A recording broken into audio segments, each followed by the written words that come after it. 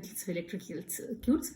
Today we discuss solutions of electrical circuits, especially DC circuits, and that too with independent sources. Okay, mostly the solution of electrical circuits seems to be at the heart of electrical engineering, because any equipment and every device can be expressed in terms of a circuit. Okay, so solution is important, and more often than not, for a brief point of operation, perhaps DC equivalents are enough. Okay, so let's move on to some of the circuits, especially problem number 1, where before going into that, I would like to talk about the importance of Kirchhoff's law. Okay, because mostly Kirchhoff's laws govern the working, the flow of currents in the circuit, and solution essentially is finding the current that flows through a circuit which is powered by a particular source. Okay, in this case essentially DC source. Okay, so when we look at problem number 1, I hope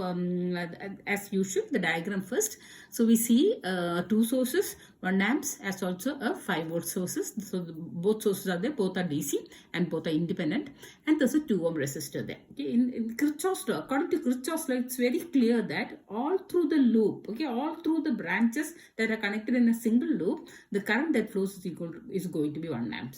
Okay, because current entering should leave. Okay, so we are having 1 ampere entering at terminal number A of 2 ohms, and so creating a voltage drop equal to 1 into 2 volts. Okay, so now what is asked is, assuming ideal elements in the circuit shown below, the voltage VAB will be. Okay, so VAB is the voltage across the 1 ampere source. It is also the voltage across the combination of a 2 ohm resistor as also a 5 volt source. So we already saw that the voltage across the 2 ohm is equal to 2 into 1, 2 volts, and that too with a terminal as positive. If that is the case, then there is a differential voltage here, and what you call as VAB, where A must be more positive when compared to B, then it's going to be 2 minus that is there's going to be a 2 minus 5 volt as the voltage across it, so it's going to be minus 3 volt as is given in option number A. Okay, I hope this is clear. In another manner, we can say that if you sum up all the voltage rises going from B to A, you will see that it is going to be minus 5 plus 2 volts. That's also equal to minus 3 volts. Okay, so there are various ways of looking at these problems. Essentially, they all mean the same. That is, the potential across 1 ampere, which is now a source, is going to be balanced by the potential across the other branch that is connected to it, which includes both the 2 ohms as also the 5 volts. Okay, another important understanding that has come about is that now, since the current direction and the voltage directions are different because it is minus 3 volts, now the 1 ampere source is actually getting charged. Okay, while and the energy of course has to be released by the 5 volt source and is given by 5 volt into 1, that is 5 watt. Okay, so that's it. And then we have what is called as problem number 2. It is a little more not complex actually, but there are more components. Okay, what does it ask of us? It has a source E, not the value is not given, and there are several resistance networks connected to it, and we see that and we are asked for the values of E and I. So both E and I are or in other words, it is just like looking into a circuit through the window at the left, where we are connecting a source of E, and the circuit is demanding a current of I. Okay, so these values are asked. So we, as usual, we go from the other end, and we meanwhile we notice that 2 amps is given. Okay, so for every problem in especially for when you are solving circuits, remember that you have to look at the place where maximum information is available. So maximum information is now available in a 4 ohm resistor, where it is shown that 2 ampere flows through it. If 2 amps flows through 4 ohm resistor and creates a 8 volt drop, then naturally 8 amps should flow through the 1 ohm resistor, such that the voltage such that the Kirchhoff's voltage law is maintained. Okay, in that sense, that means that the 1 ohm resistor that is feeding these 2 currents will have now 10 amps as an addition of 2 plus 8 amps. Okay, so now if 10 amps is going in that direction, it is creating a voltage of 10 volt across the 1 ohm resistor, and we already had 8 volts, so 18 volts is the total voltage across the 3 ohm resistor, so it has 3 amps flowing through it. Okay, because it is 6 ohms. Okay, so now the total current I is now going to be equal to 10 plus 3, 13 amps. Okay, so 13 amps is one answer, and the total voltage across E is now the rise combination when looked at from the other end. So we are having 3 ohms giving rise to an 18 volt across it with the negative terminal at the bottom and the positive terminal at the top. Similarly, the 1 ohm resistor also has 13 volts across it with the left end being positive and the right end being negative. So they are both of them now happen to be potential rises. So 18 plus 13 gives us 31 volts. Okay, so this though there are several methods, the subsequent solution from point to point always gives rise to a better way, because you can just simply look at the problem and find the solutions, okay, without going into a paper pencil kind of computation. Okay, moving on to problem number 3. Here we see that there is a source. There are two sources, a voltage source at the left end and the current source at the right end. And there are 2 kilo ohms and 2 kilo ohms and 2 kilo ohms connected together. And I is shown. Moreover, milliamps is shown and kilo ohms is shown. So we can actually work with the numerals and finally find whatever is required. And what is required is the current I in the circuit shown. Okay.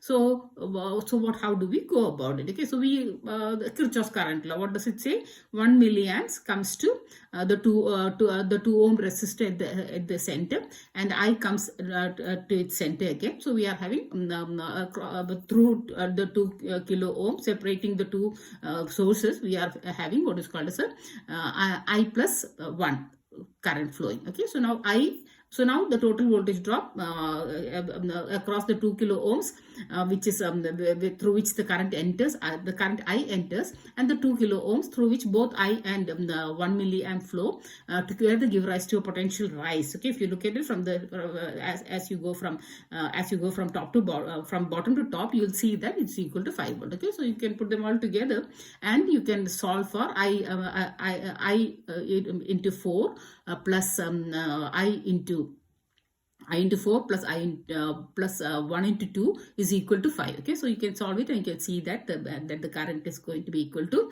0.75. Okay, of course 10 raised to minus 3 immediately comes through, and we have milliamps. Okay, so this is the easy way of doing the problem, and yeah, and the solution is marked down below. Okay, moving on to problem number 4. Here we see that, okay, there is an unknown resistor. Okay, so sometimes doubts come as to how you can solve it using the different methods that are available. Okay, so what I would suggest is that Kirchhoff's law is always the best. Okay, don't go for source transformation or mesh law or anything like that, because there is an unknown, and the unknown becomes automatically clear as we apply the Kirchhoff's laws. Okay, so what all do we have? We have a 2 ampere source at the left end and a 6 volt on the other side, and in between we have the unknown resistor R, and 1 ohm and 12 ohm carry a current. The 1 ohm carries perhaps 2 amps. Yeah, 2 amps flows through it, and 1 amp flows through the 12 ohm. Okay, and what is asked is if the 12 ohm resistor draws a current of 1 amp as shown in the figure, the value of resistance are very clear, very easy, in the sense that the maximum information is at 12 ohm, because it has now a potential drop of 12 volt with the upper terminal positive. Okay, and the 1 ohm resistor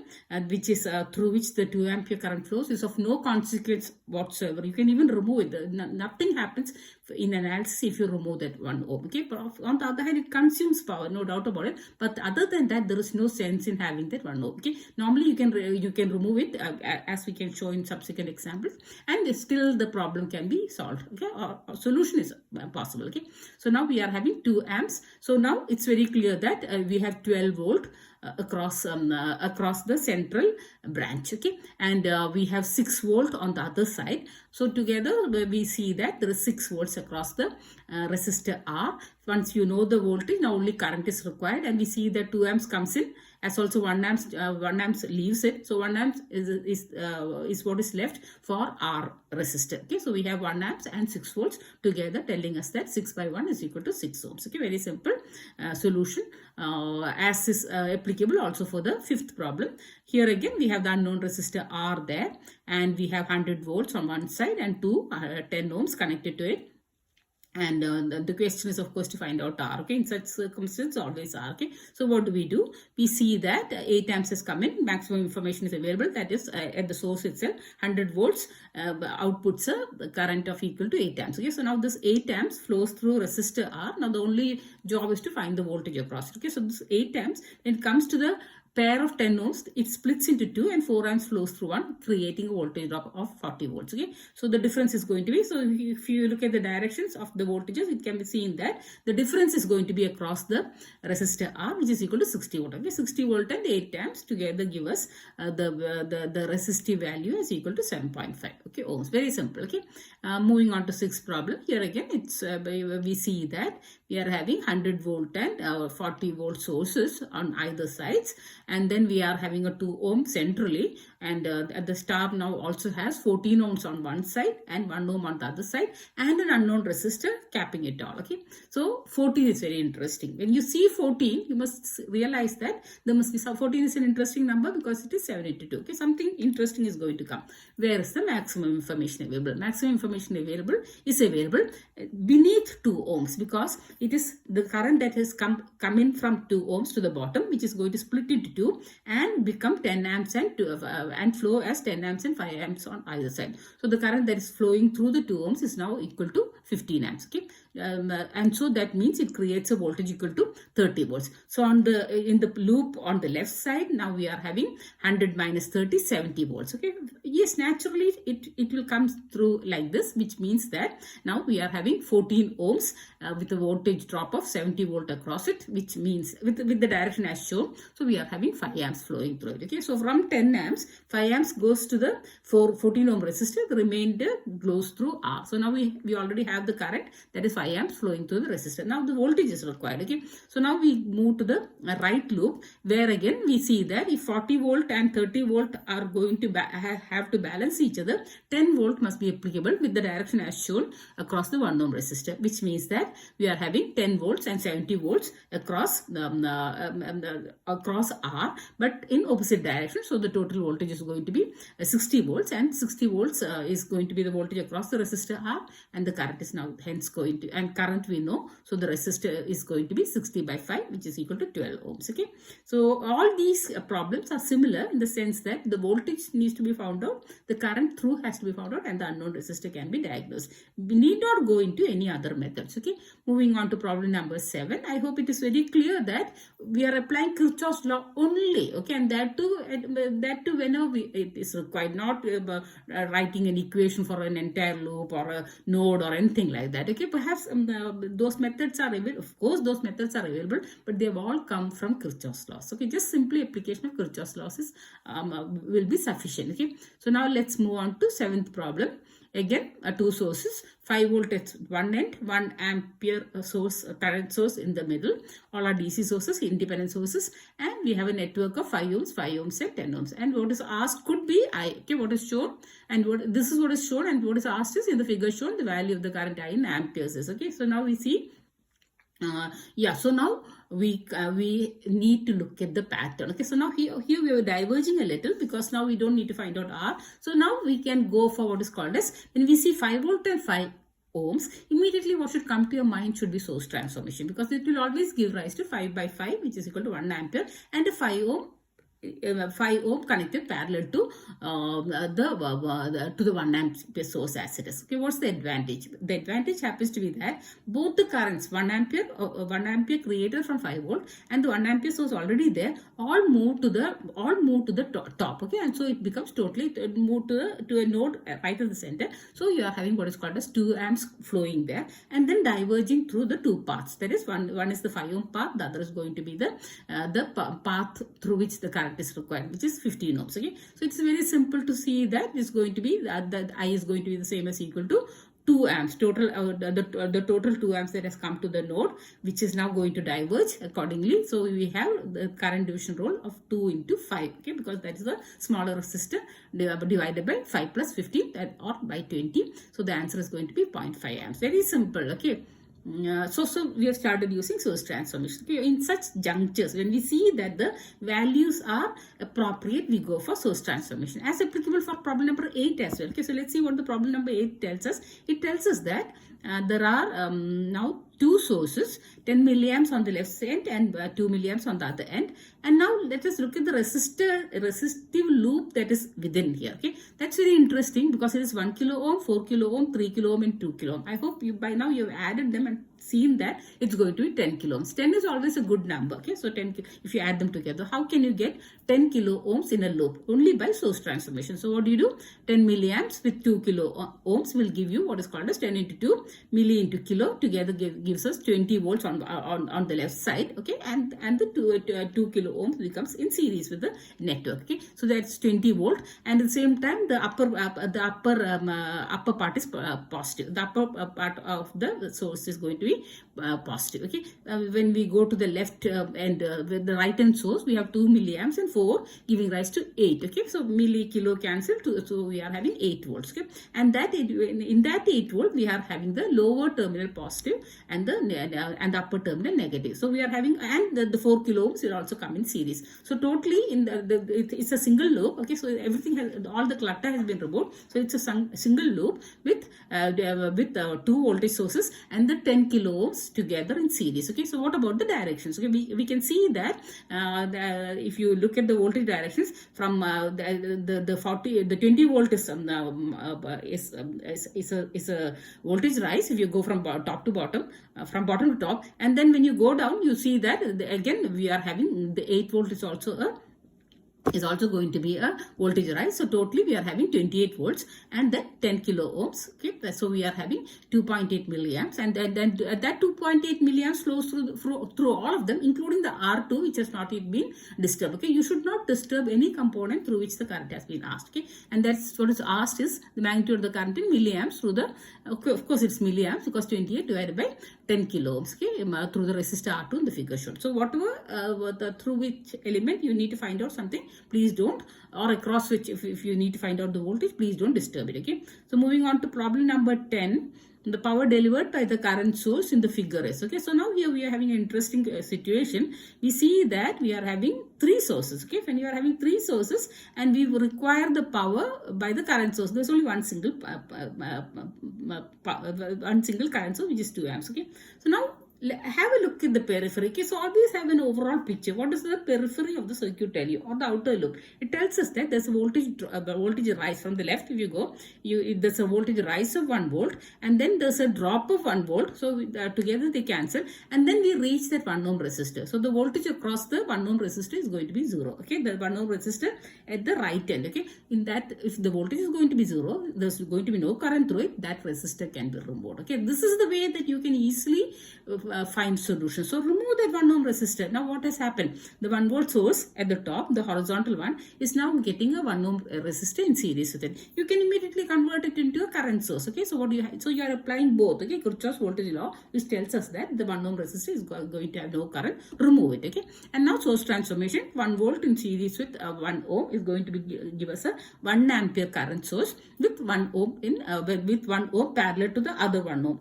the only other 1 ohm available. Okay, so now we are having half ohm there and 1 volt there, and that 1 volt with half ohm 1 amp with half ohm in parallel to it can be converted to a voltage source with half ohm in series. So now we are having a voltage source and we are having 2 voltage source and a current source, and we can see that this 2 amps is going to flow through that half ampere, creating another voltage drop. And so but the voltage created by the voltage source 1 volt, which first linked with the 1 ohm resistor in series with it, thereafter with the half ohm series with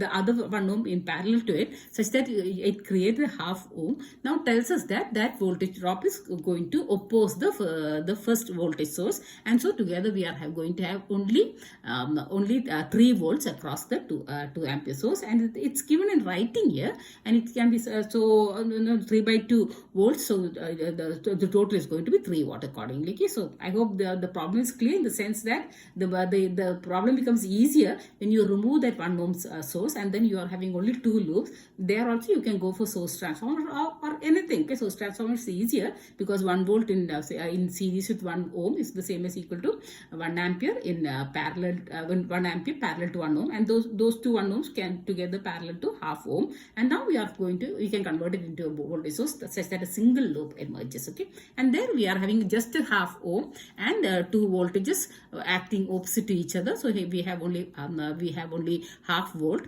and the 2 ampere flowing through that half ohm, creating a 1 volt. Okay, so we are going to have 1.5 volt multiplied by 2 ampere, giving us the power as is asked in the question. Okay, so we're moving on to some of the last questions that we have in this session. Okay, I hope the ease of solving is clear to you. Also in the 10th problem, where we are shown a figure with a 2 ampere source with a voltage Vs across it, a 10 volt source with a 2 ohm resistor across it, as also a 10 ohm resistor across it. So immediately the thought that comes to you should be that this 10 volt source is going to create 5 ampere through the 2 ohm source and 1 ampere through the 10 ampere through the 1 ohm source. Okay, so this is the situation. Then anything can be solved. Okay, so let's see the current Is in ampere in the voltage source and voltage Vs is the voltage Vs across respectively are. Okay, so we need to find out both Vs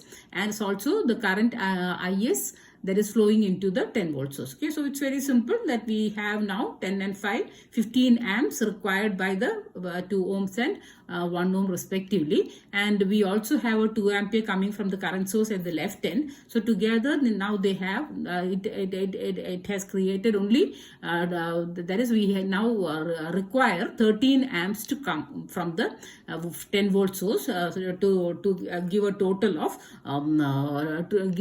15 amps, because only 2 amps is coming from the voltage source. So what do we have? What do? We say that Is is equal to minus 13. Okay, and now regarding the voltage drops, okay, of course 2 amps flows through the 5 volt source also and creates a 10 volt drop here. So now we are having two 10 volts. Okay, based on the directions we can see that there are two 10 volts. One is the source voltage 10 volt, and then there's a 2 volt drop across the 5 ohm. So together they constitute what is called as 20 volt. Okay, so minus 13 and 20 as answer given in D. Okay, another question, the same linked question is that the current in the 1 ohm resistor is, which we have already solved, is equal to 10 amps. Okay, so moving on to the 11th problem here for the circuit. Okay, so we are having a 4 volt source, a 5 ampere source connected to a 2 ohm resistor. Immediately what should come to our mind? The fact that there is 4 volt across 2 ohms, so it is always going to carry 2 amps. Whatever you do to the current source, it will always carry 2 amps. Okay, and if you change the voltage source, it will carry a current accordingly, because the 2 ohms is directly across the 4 volt. That's the reason why we say that a resistor connected across the voltage source can be removed, because it adds nothing to the analysis. Okay, so just like a resistor connected in series with the current source. Okay, for the circuit shown, find out the current flowing through the 2 ohm resistor. Obviously it is going to be 2 amps. Also identify the changes to be made to double the current. If you want to double the current, then you have to double the voltage. Okay, so it's going to be 8 volt if you want to do it. Okay, so the answer is there. And the last question in figure, the value of the source voltages. Okay, so what is it? We are having 1 ampere and there is a voltage, source voltage there from which a 2 amps is coming, and it's flowing through a 6 ohm resistor directly connected to it, and we have a 10 ohm resistor connected to a 1 amp source, which is irrelevant, it's negligible, and we also have a 6 ohm resistor. Okay, so what is asked is the source voltage. So we have 1 amps coming here and 2 amps coming from the other side. Together they constitute 3 amps flowing down the 6 ohm at the center. That means 18 volt, and 18 volt and 2 into 6 ohms created across the 6 ohm connected to the voltage source. So together you are having 18 plus 12, that is equal to 30 volts, because these voltages balance each other. That is, the source voltage and the voltages across the two 6 ohms resistors balance each other. 10 ohm resistor is adding nothing, it can be discarded. Okay, so that's all that is there. I hope the different concepts are very clear, in the sense that the most important concept that I've tried to convey to you happens to be that a resistor in series with an impedance. Even an impedance in series with the current source can be discarded. Okay. Similarly, any impedance or resistance or whatsoever connected across a voltage source directly across it can also be discarded, and the rest can be taken care of. Okay. So right. Moreover, if you have to find out some current or a voltage, current through or a voltage across a particular element, don't disturb it, but you can go for source transformation. Okay. Mostly apply Kirchhoff's voltage law, Kirchhoff's voltage and current law, and at times you can go for source transformation also. The numbers, the values of the numbers tell us what to do. Okay, like for instance, when you see 5 and 5, you can do that. Okay. Similarly, as we saw that when you're adding the resistive components, you see that you're getting 10. So all these good numbers had tried to tell you that this is the way that the problem has to be done. Okay, and moreover, please go to the place where the maximum information is available, and from there you can start. Okay, it could be at the center, but mostly you can have a look at the circuit from the outside, as we did in one particular problem where the 1 ohm resistor was removed. Okay, and then subsequent transformation of sources can be made useful. Okay, so always remember that the numbers have a big role to play, and you can always remove the impedances connected in series with the current source, as also that those that are connected parallel to a voltage. Okay, so I hope that some of the tricks that were given to you are going to be useful for you. Thank you.